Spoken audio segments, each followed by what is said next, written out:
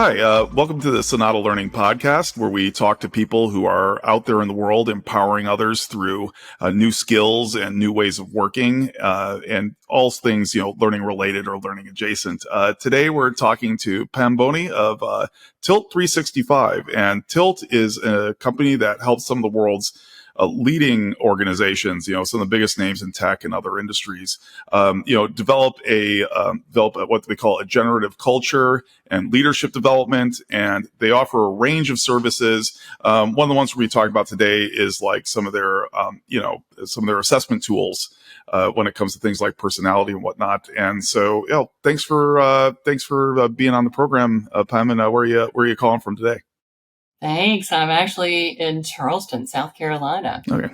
So if people were to go to, Tilt's website, tilt365.com, they'd see a lot of different services. They see a lot of different tools for leadership development. But the way I came to know Tilt initially was sort of the personality, assessment and profiling tools. And I had some experience because we worked with management consultants who might, use Myers-Briggs or Hogan, and I'd end up taking them and it'd tell you like, oh, you're extroverted and neurotic and feeling or something like that. What made you look and say, hey, you know what the world needs? The world needs a new and better version of those personality-like assessments.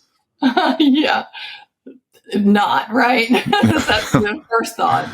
There are so many of them out there. I didn't really intend to do that. I was more interested in, how do I help people be, perform better at work. And I've used all those tools you were talking about. I was sort of a geek when I was in the hospitality industry as a leader and thought they were all really useful, myself personally. But most of the time I couldn't really get anybody to remember, their Myers-Briggs type. So, Yep. So there were a lot of them that I liked something about it. And eventually I decided there has to be a better one for use in business. And so I kind of took the best from all of those that you mentioned and something interesting from each one and tried to build them into one.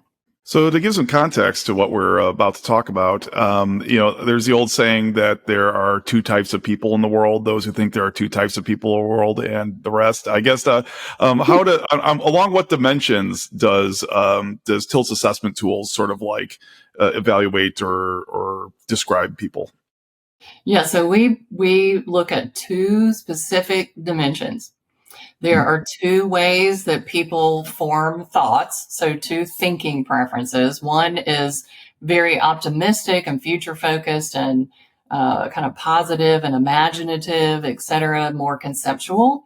And the other is very logical and practical and factual and with evidence behind it. We all prefer one of those. The other dimension is which way do you express your feelings and your emotions? And one way is you're compassionate and kind and interact with empathy with others and kind of feel you're at service to others. And the opposite is that you're more a fighter for what's right, so you're courageous and driven and tenacious and, full of convictions and passion. Both of those are feelings and they're both a preference.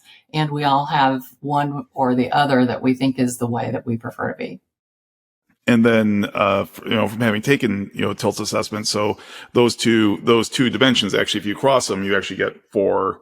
People could be this or that on one dimension, this or that on the other dimension. So you actually kind of get that they kind of lead to like four intersections. Can you like describe how Tilt works with those?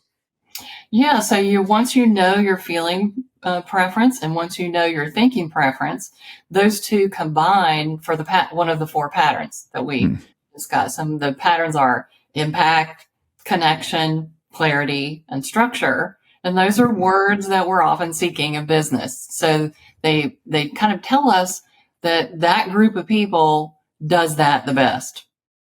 Cool. And I guess one of the big themes of everything Tilt does is, achieving balance and being able to get stronger in the area where you are weak. And actually with my own results are my main frame of reference, but I'm not a people person. Okay. So my weakest section was, dealing with people, but then it actually kind of like, yeah, there was the four Mhm. areas, but then it actually had sort of subsections. So it said like, oh yeah, okay, people is your strongest thing, but within that, it says, oh, you relate to people as an entertainer, not to one-to-one conversations, which kind of makes sense because I've been in bands. I'm fine talking to, 500 or 1,000 people at a keynote, but as soon as you get me one-on-one with someone, it's a little, how does that work? How do you help people sort of grow in their other areas?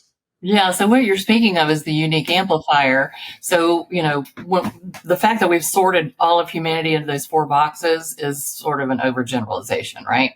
But Mm-hmm. it's helpful to be able to apply, this is kind of the bucket that somebody's in. When you dive deeper into the report, you're going to learn a lot more about yourself, and that unique amplifier is how you do all of those four dimensions. And everybody does all of them. And so, yes, we do kind of zero in on a much deeper dive on how you do each of those four things that we were talking about earlier. And everybody has a certain percentage of all four. It's just that there's one that we don't identify with as much. So what we're doing with the unique amplifier is helping them see that you actually are this way, but you have your Yeah. own way of doing it. So Mm. yeah, that worked for you to kind of, yes, I do relate to people, and this is how I relate to people in a unique way. So that's the unique amplifier. And so there were the four types. There's impact, connection, structure, and I Claire. think clarity. And now, what happens when you have people from these four types in a meeting room or on a Zoom call, and Mhm. it's like great. They're all represented on the team, or they're all represented on the committee at work. But at the end of the day, the team can only move forward in one direction. So how can people who prioritize very different things at work eventually, come to accord, I guess? Well, this is what we kind of help work with teams on is Mm, helping them realize that when all four voices are in the room, they actually make better decisions together. mm, And you're right that a certain tilt might be the right answer for the right context, um, but they still are going to benefit from hearing the point of view of all four. And mm, how does it end up in problems and conflict? It's because each of the four sort of define work differently. So, for example, a connection tilt, if you ask them like, what does work look like? They'll say, oh, it's having all these conversations and mm, building your network and having all these people that know you and your influence and expanding your influence and sharing your ideas around the world and connecting people up with each other. mm, You talk to a structure, the opposite, and work is all about a checklist and all the tasks that we have to do, and it's all about efficiency. And the thing that's the least efficient is conversations. mm, So, so if you're the opposite structure, conversations is like the enemy of you getting things done. mm, And so they define work by getting things done efficiently. So these definitions are where, in our heads, we have these constructs that this is what work is. So of course we're going to get in conflict because we all don't think the same thing about what work is. So that's where it starts. But what we do in these labs that we do when we work with people mm, is help them see that when all four attack it separately, attack the problem or the opportunity separately, and we hear from all four, the whole room kind of goes, oh, wow. mm, Okay. Like it was really good to hear from all four. And usually it's the one that we don't listen to the most that mm. often has the answer that's going to make it best. I guess one question is do the tilts align with different jobs? It's just like, oh, well, the executives are impacts, and the engineers are structure, and the accountants are structure, and the accountants are clarity, and the salespeople are connection. Does it like align to people? Do people sort of thinking and decision making preferences align to the jobs they do, or not really? Yes, I would say sometimes. Hmm. So, one dimension that we're not measuring when we talk about personality is intelligence. Mm-hmm. And also drive, just in general. So you can have any four of the tilts can be the CEO of the organization. Any four can also be at the lowest level in the organization. What differentiates someone who moves up in an organization is the length of the task. Like, how are they thinking 5 years out, 25 years out, 10 years out, or are they thinking about tomorrow or the next hour? So the length of time that they're thinking about is one, and then the complexity of their thinking is also, something that's not addressed by personality.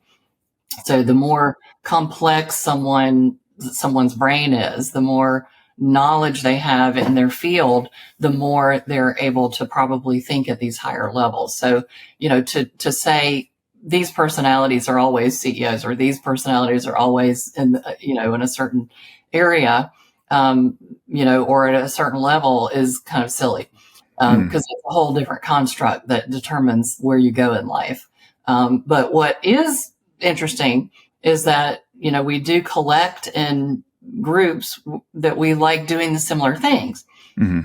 So yes, in an accounting department, you'll find more structure people, and in a recruiting and, marketing department, you'll find more connection people, because they like, sales, they like doing conversations. And you will see impact people who are entrepreneurial. They're very courageous and, go do a lot with not very much in terms of resource. And then clarity, you'll see a lot in academia and organizations that require a lot of information, and a lot of people are impacted. So it's both and. And should organizations be using the test results when they're considering people for hiring or for positions or anything? That is it something organizations use? Like, oh yeah, well they got this, and so they'll be really good for this position. Or I don't know, they're a connection. Can they really do project management? I mean, is that something they should or shouldn't be doing? Well, yeah, and I'm going to say yes and no again. Right. But I would say. No, don't ever make a hiring decision based on an assessment, not any assessment. And this is assessments 101. That's the first course they teach in any psychology course program, because none of them are encompassing enough to tell this is a good hire or not a good hire. That said, when you're hiring someone, it's a good idea to know those four patterns and have a sense of, would we like to round out our team with this one pattern that seems to be obviously absent for us? Would we like to have this person, like, for example, hiring a sales position? You want that person to be comfortable being connection, because they're going to be in calls all day long with people. So you don't want someone who feels strongly that they would rather work alone in that role. So it can be used and it can be helpful to the overall decision that you're making, but to base it on that is never a good idea. And we can have a tendency to do that. So what's the actual experience of taking the assessment like? Because I took it, and is one thing that shocked me was it was over really quickly. I mean, I was presented with like, hey, here's a bunch of lists, sort these words, da da da da da da. I was like, oh, okay, da da da, and then it spits out this report, and I'm like, this is disturbingly on point, for both, what I think my strengths are and what I know my weaknesses are, and some things I didn't know. But I mean, it was crazy, but it's just so quick, and it kind of a little bit oblique. I was kind of surprised by that.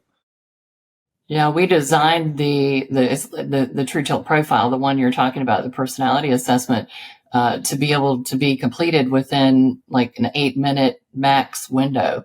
So that you get really highly reliable answers. And you can only do that and get that simple if you've done all the hard work for years. So, I'm showing my age, but I've been working on the construct for that for 35 years. So, doing the science is the laborious long haul that causes something like that to be that simple. And then we kind of have to push the edge on the science too, and whittle it down to the very most important questions that we need to ask to get to the answer. So it does seem really simple, really fast, That's because that's what we've tried to do as innovators is have speed with a really high degree of reliability and credibility in the face validity of the instrument once you finish. But we've had much more complex science behind it for many, many years. And so let's say, what are the different ways that like organizations can take advantage of Tilt services as a company? So like, I mean, obviously, they can go and they can just sign up to have their people take the assessments and receive reports. But what are some of the other ways Tilt can engage to help, leverage some of these insights? We love to work organization wide. And when we do that, typically we'll be coaching the senior leaders that are particularly involved in culture, especially. And then we do to cascade it down through the organization. We love working with teams and putting them right into whatever it is that they care about a lot. If they're doing a new team charter or they're working on a product launch or they're needing to hire a certain way, like we'll work with them on that, but we'll use Tilt as the framework, the visual framework and the scaffolding to kind of show them how to do that. Right. And if I wanted to get in touch with Tilt, for an engagement, what's the best way to reach you? Yeah, so our website is www.tilt365.com.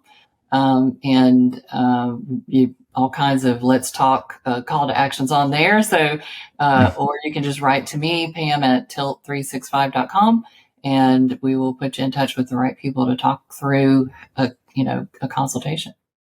Well, thank you so much for developing, the Tilt's tools. We actually, we drink the Kool-Aid here at Sonata. We have folks here take it. They're very insightful, and we recommend to all our clients. So thank you so much for developing those. Thank you so much for inviting me on the program.